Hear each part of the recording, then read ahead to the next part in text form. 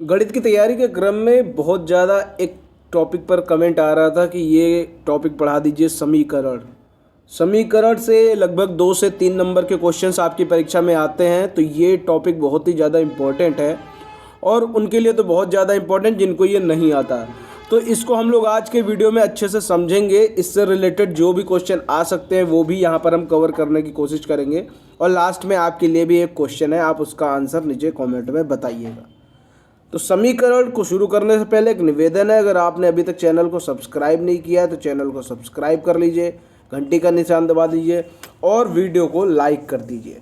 तो चलिए शुरू करते हैं आज का वीडियो। सबसे पहले बात करें समीकरण क्या होता है, कितने प्रकार का होता है। तो समीकरण 2 प्रकार का होता है, वर्ग समीकरण और रेखीय समीकरण। आपने अक्सर ऐसा देखा होगा कि समीकरण क्या हो जाए, 2x + 4y = 7, ये सब क्या है, ये समीकरण है। x² = 4, ये क्या है, ये सब समीकरण है। 16x² - 25 = 0, ये सब क्या है, सब समीकरण है। ठीक है, तो ये समीकरण है। अब समीकरण 2 प्रकार के हैं, पहला है वर्ग समीकरण और दूसरा है रेखीय समीकरण। इन दोनों को हम यहाँ पर समझेंगे। रेखीय समीकरण को हम 2 विधियों से हल करते हैं, प्रतिस्थापन विधि और विलोपन विधि। दोनों को यहाँ पर समझने का प्रयास करेंगे। तो सबसे पहले हम बात करेंगे वर्ग समीकरण की। वर्ग समीकरण आखिर है क्या? जिस समीकरण में चर की घात यानी x की घात या y की घात या z की घात ऐसे करके जो भी है, अधिकतम 2 होती है, इस प्रकार के समीकरण वर्ग समीकरण कहलाते हैं। जैसे इसका एग्जाम्पल देखते हैं, जैसे x² = k यहाँ पर कोई नंबर है। एक एग्जाम्पल ये हो गया। दूसरा टाइप का एग्जाम्पल क्या हो सकता है, जैसे हम लोग लिखते हैं x² + ये, यहाँ पर ये a कोई नंबर है और आपका b कोई नंबर है और ये c आपका कोई नंबर्स है।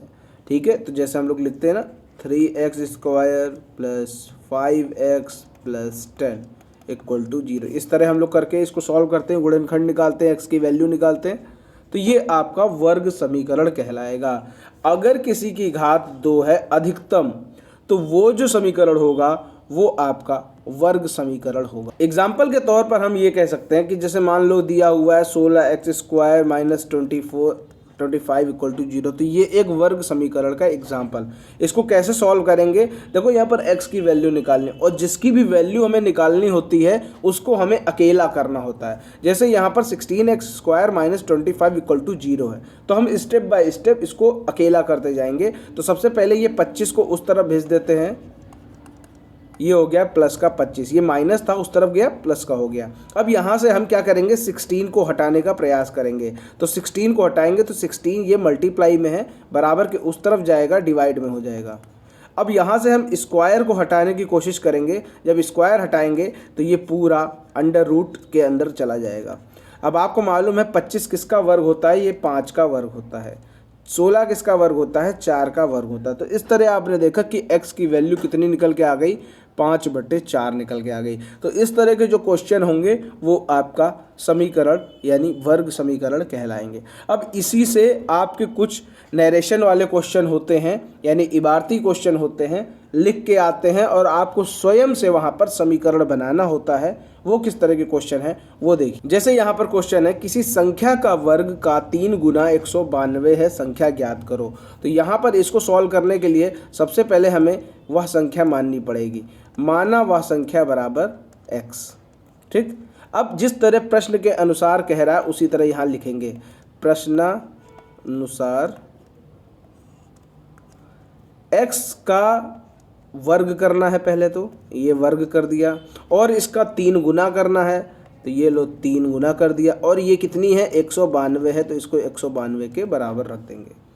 अब हमें संख्या ज्ञात करनी है, यानी x ज्ञात करना है। तो x ज्ञात करना है तो हमें x को अकेला करना पड़ेगा। तो जितने भी उसके साथ एडिशन में लगे हुए हैं वो सब दूसरी साइड भेजेंगे। जैसे ये 3 है, इसके साथ मल्टीप्लाई में लगा हुआ है, तो ये उस तरफ जाएगा तो डिवाइड में हो जाएगा। तो तो ये लीजिए 3 डिवाइड में कर दिया तो 3 छंग 18 और 3 चौक 12, 64 आ गया। यहाँ से जब ये स्क्वायर हटाएंगे तो दूसरी साइड अंडर रूट लग जाएगा, 64 अंडर रूट हो गया। अब 64 किसका वर्ग है? ये वर्ग है 8 का। तो वह संख्या कितनी निकल के आ गई? 8। तो यहाँ पर हम नीचे लिखेंगे अतः वह संख्या बराबर 8। ये आपका आंसर आ गया। इस तरह का क्वेश्चन, छोटा सा क्वेश्चन है, 1 नंबर में पूछा जा सकता है। आगे देखते हैं अगले क्वेश्चन कैसे हो सकता है। किसी कक्षा के 144 विद्यार्थियों को पंक्तियों में इस प्रकार खड़ा करना है कि प्रत्येक पंक्ति में उतने ही विद्यार्थी हों जितने की कुल पंक्तियां। यहाँ पर एक चीज़ समझने वाली है कि अगर एक पंक्ति में उतने ही विद्यार्थी हैं, मान के चलो कि यहाँ पर ये 4 पंक्ति हैं और हर पंक्ति में 4 विद्यार्थी हैं, ऐसा समझो, ठीक। एक पंक्ति में 4 विद्यार्थी हैं और पंक्तियां कितनी? 1 2 3 4।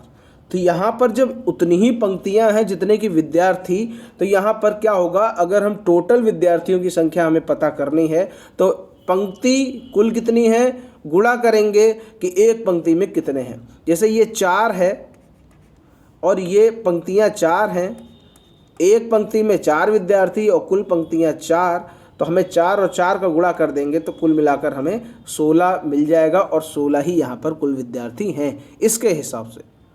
अब यहाँ पर आपको जो क्वेश्चन दे रखा है उसके हिसाब से करना है। सबसे पहले आप यहाँ लिखेंगे माना कुल पंक्तियाँ बराबर x, प्रत्येक पंक्ति में विद्यार्थी बराबर, अब चूंकि कुल पंक्तियां x है तो प्रश्न में ये कह रहा है जितनी पंक्तियां उतने ही विद्यार्थी प्रत्येक पंक्ति में, तो यहाँ पर x हो गया। तो यहाँ पर लिखेंगे कुल विद्यार्थी। कुल विद्यार्थी की संख्या कैसे निकलेगी? वो निकलेगी कुल पंक्तियां का गुणा करके और प्रत्येक पंक्ति में कुल विद्यार्थी कितने हैं। तो ये x into X equal to 144। x और x का मल्टीप्लाई करेंगे, एक्स स्क्वायर हो जाएगा 144, यहाँ से स्क्वायर हटाएंगे अंडर रूट लगेगा और 144 किसका वर्ग होता है? 12 का वर्ग होता है। तो यहाँ पर कुल पंक्तियाँ कितनी निकल के आ गई? यहाँ पर आप लिखेंगे कुल पंक्तियाँ बराबर 12। इस तरह ये क्वेश्चन यहाँ पर सॉल्व हुआ। ये सब वर्ग समीकरण के उदाहरण हैं। आगे बढ़ते हैं, वर्ग समीकरण के अन्य उदाहरण देखते हैं। जैसे मान लो कोई दे रखा है समीकरण x square plus 7x plus 10 equal to 0, ठीक है। इसको हमें सॉल्व करना है, यानी x की वैल्यू निकालनी है वर्ग समीकरण से। तो यहाँ पर हमें क्या करना होगा? सबसे पहले तो हमें ये नंबर देखना होगा कितना है 10। x स्क्वायर के साथ कोई नंबर जुड़ा है? नहीं जुड़ा है, तो हम इसको 1 मानेंगे, तो 10 एकम 10 हो गया। बीच में है 7x। अब 7x को हमें 2 ऐसे पार्ट में तोड़ना है कि उनका गुणा करने पर 10 आए। जैसे अगर हम 7 को 5 और 2 के फॉर्म में तोड़ दें, 5 प्लस 2 करेंगे तो 7 आएगा और 5 इंटू 2 करेंगे तो वो आएगा 10, ठीक है। तो 7x को हमें इन 2 फॉर्म में तोड़ देना है ताकि हमें जो चाहिए, जो हमें 7x को तोड़ने पर आवश्यक x है वो चाहिए, वो यहाँ पर हम निकाल सकते हैं। जैसे 7x को हमने क्या किया? हमने इसको 5 और 2 के फॉर्म में तोड़ लिया। तो x square plus 5x plus 2x plus 10 equal to 0। 7x को हमने 5x प्लस 2x के फॉर्म में तोड़ लिया और बाकी वही है, 10 यहाँ है, x स्क्वायर यहाँ है, 0 यहाँ। क्लियर? अब हमें क्या करना है? इनके दोनों के दो के जोड़े बन गए। अब यहाँ से हमें क्या कॉमन मिल सकता है? वो देखिए, यहाँ से x, यहाँ से भी x। तो x स्क्वायर से जब हम x कॉमन ले लेंगे तो बचेगा केवल x, प्लस 5x से जब हमने x कॉमन ले लिया तो बचेगा केवल 5। तो x प्लस 5 जो एक ब्रैकेट में आया, यही सेम टू सेम उठाकर आप इधर रख दो, ज़्यादा मेहनत मत करो। अब इसके बाद देखो, यहाँ पर है x और यहाँ पर है प्लस का 2x। जब प्लस का 2x से ये x हमने ले लिया तो बचेगा केवल प्लस का 2। अब एक ब्रैकेट में हो जाएगा x प्लस 5, एक ब्रैकेट में हो जाए x प्लस 2 इक्वल टू 0। अब यहाँ पर आप देखो, x प्लस 5 को अलग 0 के बराबर कर दो, x प्लस 2 को अलग 0 के बराबर कर दो, तो यहाँ से x की वैल्यू आ जाएगी -2, यहाँ से x की वैल्यू आ जाएगी -5। इस तरह ये एग्जाम्पल है वर्ग समीकरण का। साथ ही साथ इसको कभी कभी ये भी कह सकते हैं कि इस समीकरण को गुणनखंड विधि से सॉल्व करो। तो इसी तरह आपको करना है। पहले आपने इसके गुणनखंड निकाल लिए और गुणनखंड निकालने के बाद इसको 0 के बराबर करके x की वैल्यू फाइंड आउट कर ली। इस तरह ये क्वेश्चन आपके सॉल्व हो गए। अब यहाँ पर आपको मैं एक क्वेश्चन दे रहा हूँ, उसको सॉल्व करके नीचे कमेंट में बताओ कि x की वैल्यू कितनी आएगी। x² + 7x - 44 = 0। यहाँ पर x की वैल्यू क्या आएगी नीचे कमेंट में बताइए। चलिए अब आगे बढ़ते हैं। रेखीय समीकरण, जिसको हम युगपत समीकरण भी कहते हैं। मैंने स्टार्टिंग में ही आपको बताया था कि इसको हल करने के लिए दो विधियों का प्रयोग किया जाता है, प्रतिस्थापन विधि और विलोपन विधि। तो सबसे पहले हम लोग प्रतिस्थापन विधि से करके दिखाते हैं कि किस तरह प्रतिस्थापन विधि। प्रतिस्थापन का मतलब होता है कि किसी एक को दूसरे से प्रतिस्थापित कर देना, या कह सकते हैं रिप्लेस कर देना। जैसे हम एक एग्जांपल लेते हैं, x + 2y = 7, 2x + y = 5। ये दो समीकरण हैं। इनको सॉल्व करके जब भी दो वैल्यूज़ निकालनी होंगी x और y, तो हमें दो समीकरण की आवश्यकता होगी। ये हमेशा याद रखना। अगर एक समीकरण दे दिया है और कह दें कि x और y की वैल्यू निकालो, तो आप नहीं निकाल सकते। क्लियर हो गई बात। चलो अब प्रतिस्थापन विधि कैसे इस्तेमाल करते हैं। यहाँ पर क्या है कि x + 2y = 7, 2x + y = 5। प्रतिस्थापन विधि का मतलब है कि किसी एक की वैल्यू आप निकाल लो। जैसे यहाँ पर x की वैल्यू निकाल लेते हैं, ये x है, ये प्लस का 2y उस तरफ भेज दो, 7 - 2y। ये प्लस का है तो उस तरफ जाएगा -2y हो जाएगा। तो यहाँ पर देखिए ये x की वैल्यू आ गई। ठीक है, मतलब एकदम वो नहीं है कि इसका आंसर आ गया है। x की वैल्यू हमने इस समीकरण के आधार पर निकाल ली। अब जो दूसरी समीकरण है, ये 2 नंबर समीकरण, ये 1 नंबर समीकरण। ठीक है, जो दूसरी समीकरण है इसमें हम x की वैल्यू रिप्लेस कर देंगे। जैसे यहाँ पर 2x है तो इस x की जगह हम इसको फिलअप कर देंगे, तो यहाँ से हमें y की वैल्यू आ जाएगी। देखिए कैसे, ये 2x है, 2x की जगह हम पूरा ये रख देते हैं, 7 - 2y प्लस ये प्लस y = 5। अब इसको आप सॉल्व कर लो तो यहाँ से आपकी y की वैल्यू आ जाएगी। 2 × 7 = 14, 2 दूना 4 प्लस का y = 5। अब यहाँ पर माइनस का 4y, यहाँ का प्लस y है तो ये घट जाएंगे, माइनस का 3y आ जाएगा। ये 14 प्लस में है बराबर के उस साइड जाएगा, माइनस हो जाएगा, और 14 में 5 घट जाएगा तो ये आएगा 9 माइनस का। अब दोनों तरफ माइनस है तो माइनस माइनस काट दो। 3y = 9, तो y = 9/3 = 3। यानी y की वैल्यू यहाँ पर कितनी आ गई, 3 आ गई। अगर हम इसको समीकरण 3 का नाम दे दें तो यहाँ पर हम लिखेंगे y का मान समीकरण 3 में रखने पर। अब यहाँ पर जो है इसकी जगह हम 3 रख देंगे तो x की वैल्यू हमें पता चल जाएगी। 7 - 2, y की जगह 3 रख देंगे तो 2 × 3 = 6 हो जाएगा, और 7 में जब 6 घटेगा तो आंसर आपका 1 आ जाएगा। तो यहाँ पर आपने देखा y की वैल्यू 3 आ गई और x की वैल्यू 1 आ गई। इस तरह का क्वेश्चन मोस्टली आपसे 2 नंबर में पूछा जाएगा, क्योंकि ये थोड़ा लेंथी क्वेश्चन होता है। इसको आप 2 नंबर में ही सॉल्व करेंगे और 2 नंबर में ही पूछा ही जाएगा। अब आगे चलते हैं। आगे क्या, विलोपन विधि को हम कैसे सॉल्व करेंगे। देखो क्वेश्चन आएगा वहाँ पर आपसे शायद ये कभी ना पूछे कि आप इसको प्रतिस्थापन विधि से करो या फिर विलोपन विधि से करो। मैं दोनों विधि इसलिए बता रहा हूँ क्योंकि जो आपको सरल लगे आप उसको अपना लो, और उसी विधि को कम से कम 3-4 बार वीडियो देखो तो आपको एकदम अच्छे से दिमाग में सेट हो जाएगा। देखो ध्यान से क्या लिखा हुआ है, x + 2y = 5, x + 3y = 7। यहाँ पर विलोपन विधि है। विलोपन विधि का सीधा मतलब है कि विलोप कर दो, यानी गायब कर दो। जैसे x + 2y = 5 लिखा हुआ है, अगला है x + 3y = 7। ऐसी कंडीशन में हमें क्या करना पड़ता है कि किसी x या y, इन दोनों में से किसी एक को दोनों समीकरण में बराबर कर लो। जैसे यहाँ पर x है और यहाँ पर x है, यहाँ पर ऑलरेडी दोनों बराबर हैं x।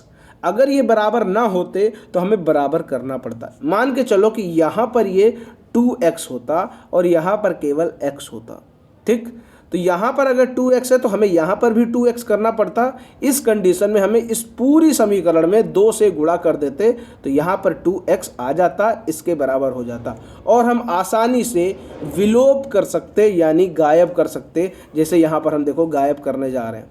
अब यहाँ पर जब भी हम दो समीकरण को सॉल्व करते हैं तो नीचे वाली समीकरण का चिन्ह बदल देते हैं। जैसे ये प्लस का है माइनस कर दिया, ये प्लस का है माइनस कर दिया, ये प्लस का है माइनस कर दिया। ठीक, अब ये प्लस का है और ये माइनस का है, कट जाएगा। ये प्लस का 2y है, माइनस का 3y है, तो दोनों घट जाएंगे, y बचेगा और चिन्ह लगेगा बड़ा वाला यानी -3y का। साथ में 5 घटेगा, 2 आएगा और चिन्ह लगेगा बड़े वाले का। तो y की वैल्यू आपके सामने कितनी आ गई? 2 आ गई। क्लियर।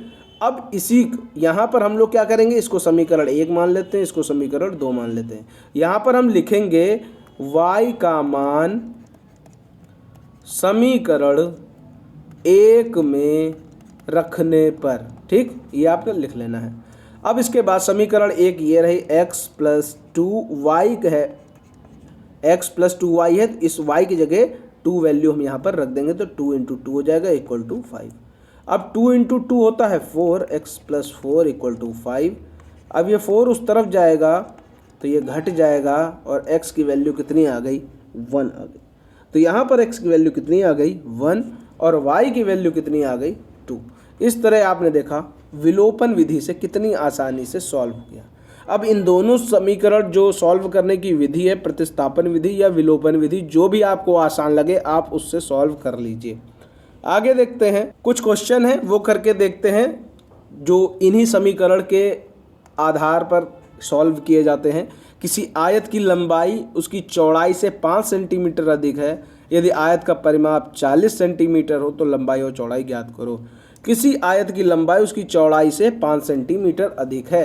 तो यहाँ पर यह बताया जा रहा है जो लंबाई है वो चौड़ाई से 5 सेंटीमीटर अधिक है। तो चौड़ाई हमें मालूम नहीं है तो हम लिख देते हैं कि माना चौड़ाई बराबर x। अगर चौड़ाई x है तो लंबाई क्या है? लंबाई उसकी चौड़ाई से 5 सेंटीमीटर अधिक है, तो चौड़ाई से 5 सेंटीमीटर अधिक कर दिया। ठीक, अब ये लंबाई जो है 5 सेंटीमीटर अधिक हो गई। कह रहा है आयत का परिमाप जो है वो 40 सेंटीमीटर है। आयत का परिमाप कितना है? 40। और आयत का परिमाप का फॉर्मूला क्या होता है? वो होता है आपका 2l + b, ये होता है फॉर्मूला, = 40। ठीक, अब हमें क्या करना होगा? l की जगह ये वैल्यू रखनी होगी x + 5 प्लस चौड़ाई की जगह यानी b की जगह वो x रखनी होगी। अब इसको सॉल्व कर लो। x और x हो जाएगा 2x + 5 = 40। 2 2 जा 4x + 2 5 जा 10। ये ब्रैकेट खुलेगा तो 2 का मल्टीप्लाई इसमें होगा 4x, 2 का मल्टीप्लाई इसमें होगा 10। 4x, ये 10 उस तरफ जाएगा तो 40 - 10 = 30 आ जाएगा। ठीक है, अब यहाँ पर देखो x = 30/4 इसका आंसर आ जाएगा। तो ये चीज़ आपके समझ में आई। तो यहाँ पर x की वैल्यू कितनी निकल के आ गई? 30/4। यहाँ पर x आपने चौड़ाई को माना था तो चौड़ाई आपकी 30/4 सेंटीमीटर निकल के आ गई। अब अगर आपको लंबाई निकालना है तो इस x की जगह 30/4 रख दीजिए और +5 कर लीजिए, तो ये आपका लंबाई निकल के आ जाएगी। ये आप अपने आप से कर लीजिएगा, मैं इसको बता देता हूँ। 50/4 इसका आंसर आएगा लंबाई। चौड़ाई आपके सामने 30/4 निकल के आ चुकी है। अगला एग्जाम्पल यहाँ पर देखते हैं कैसे समीकरण बनते हैं। राजू के पिता की आयु इस समय उसकी आयु की 7 गुनी है। 1 वर्ष पहले पिता की आयु राजू की आयु से 9 गुनी थी। दोनों की वर्तमान आयु बताइए। तो दोनों की हमें क्या बताना है? वर्तमान आयु। तो हमें क्या करना होगा? जब दोनों की वर्तमान आयु निकालना है तो सबसे पहले हमें देखना होगा कि क्वेश्चन में उसका रिलेशन वर्तमान का कहाँ पर दिया है। लिखा हुआ है राजू के पिता की आयु इस समय मतलब वर्तमान में आयु 100 गुनी है, 7 गुनी है। तो मान लेते हैं पुत्र की आयु कितनी है? x। तो पिता की आयु, देखो मैं यहाँ शॉर्ट में लिख रहा हूँ, आपको पूरा लिखना पड़ेगा। माना पुत्र की आयु बराबर x वर्ष, पिता की आयु बराबर 7x। ठीक, क्योंकि 7 गुनी है। अब कह रहे हैं कि 1 वर्ष पहले पिता की आयु राजू की आयु की 9 गुनी थी। तो अब 1 वर्ष पहले मान लेते हैं 7x - 1, ये पिता की आयु है 1 वर्ष पहले की।